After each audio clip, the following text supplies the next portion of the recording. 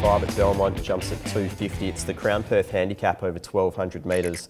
And our horse in focus. We'll have a look at the most recent start of Milady, last seen at Ascot.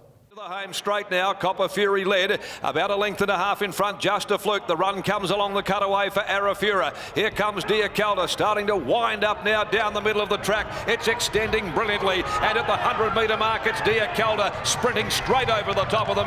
It burst to the front, Dia Calda, and is pulling away with a brilliant win. Dia Calda by 2.5. Going for a horse at odds here in Milady. It's only beaten 2 horses home in its last 2 starts, but I think it's a horse that just genuinely needs to find the front and the rail. The last couple of starts, it settled out a bit wider. Both of those races, they've been very strong tempos, and the horse just seems to have not been comfortable at any stage early in the races. So I think finding the fence will be key here to its chances of victory. And if Randy Tan can get the horse into a comfortable rhythm, it might be one of the bit of odds that can surprise. So Milady at each way value on top for me from the 8 Ameliago, who I was really impressed with last start, settling in the breeze. It managed to run very good sectionals late, so I think the ability of this horse to fire out of the gate, if it can find the front, it would be an even better chance, but even if it settles in the breeze once more, I think it'll be pretty strong going towards the line based off that last start. Third pick is the 13, State Attorney.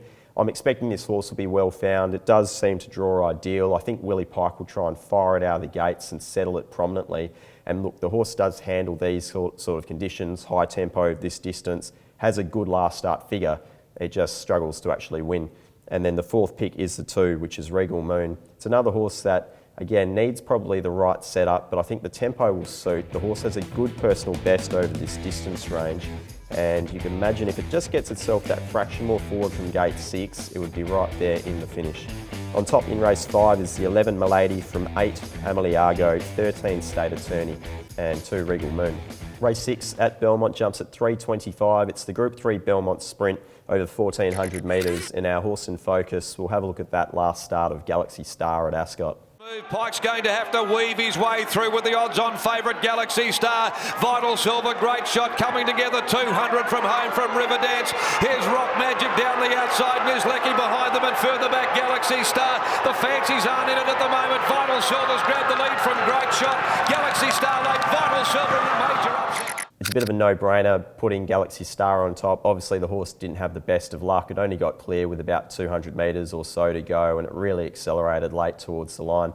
So the horse has come back in good order. You'd think from gate 5 it won't be cluttered up on the fence. The horse has a nice turn of foot, and I'm expecting it will start a very short favourite. Second pick for me is the 2 Gadding. It's the fresh horse on the scene. It's got bar shoes off. They've made a few other little gear changes, but we saw last preparation the horse was excellent first up, winning at big odds. I'm not sure it'll be big odds on this Saturday, but I'm expecting the horse to be pretty forward. That recent trial was very, very impressive indeed.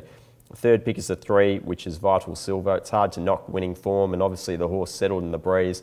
It was strong going to the line, although it did seem to tire a little bit late, so stepping up in distance might be a small query, but expecting the horse to settle forward, and I'm sure it will be fitter for that first up start. And then the 7 is my 4th pick, Electric Light, who I think would be better suited at this distance range.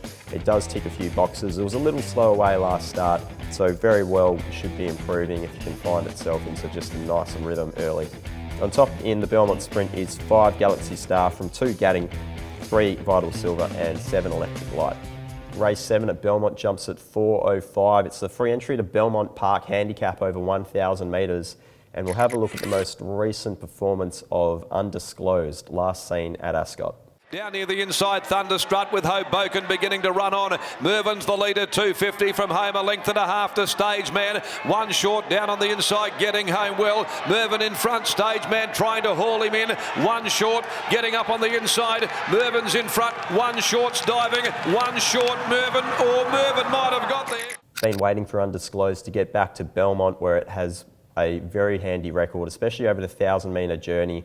We've seen the last 2 starts has been over a slightly longer distance. It's been settling back in the field, but we saw last start the finishing burst there in what was a pretty hot race behind Mervin. They ran at good speed, but the horse returned the fastest 600 and 400 on the card and the 3rd fastest 800. I think if the horse can settle forward and do those same sectionals or replicate that, it will be very hard to beat at a bit of a price. So Undisclosed goes on top for me from the 3 Chicks pick.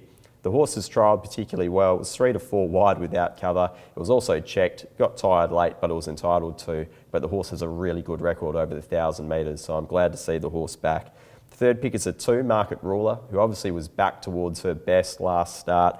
It was restrained a little bit for cover early, but it did run some very nice sections late and has a good last start figure coming into what looks a very nice race in terms of tempo.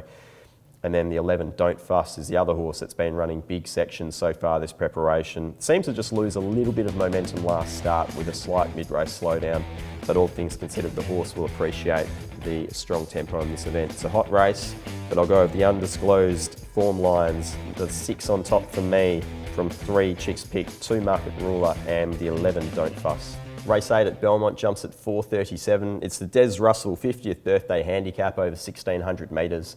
And our horse in focus will take a look at the most recent start of Leading Girl at Ascot. In behind them is Prevailing Winds, being followed by Fine Scent, Don't Fuss beginning its run down the outside. Leading Girl switching back towards the rail as Free Trade surges to the lead with 150 to go. Free Trade clear, Leading Girl down near the inside, but Free Trade's got their measure at the moment. Free Trade in front, Leading Girl coming late. Free Trade beat Leading Girl. Thought it was a really good return to racing by Leading Girl. Obviously, the horse didn't go around another runner in that event, but it was running Free Trade right towards the line. Free Trade's been going through the grades very nicely so far this preparation. I think Leading Girl will be much better suited stepping up in distance. We saw last preparation form lines behind Lady Cosmology and Arcadia Queen, but the horse comes into this event with the highest last start figure, and the inside gate looks pretty soft for this event. Just needs that clear galloping room in the straight. Second pick is the 5, Rebel Knight. Really wasn't suited at all last start, was galloped on, lost a plate, still kept finding the line, and the horse still seems to be running with that consistent performance so far this preparation. It really has gone to another level this prep. Third pick is the 9, Arnie's Boy. Jumped well, sat in the 1x1. It loomed late, but was just overhauled late by Hyperspace, but it does seem to map in another nice spot here from gate 3. The horse does have claims in this event. And then fourth pick is the 1, Diamond Tonique, who could be the roughie to include in the quaddie. I think from gate 10, it will probably get itself into a nice spot rolling forward, probably in the first 3 or 4 runners. But I didn't think the horse was particularly suited last start, handing up the lead. And I'm sure if there's a bit more tempo, that will play into its favour. In the last race, the 11 on top, Leading Girl, from 5, Rebel Knight, 9, Arnie's Boy, and 1, Diamond Tonique. Best bets at Belmont, race 7, number 6, Undisclosed, race 8, number 11, Leading Girl. That's all for us here at Perth Racing. If you'd like to keep up to date with us, stay in touch via our website or social media. Until next time on the box seat, I'm Pete Anthonus. Good punting and go well.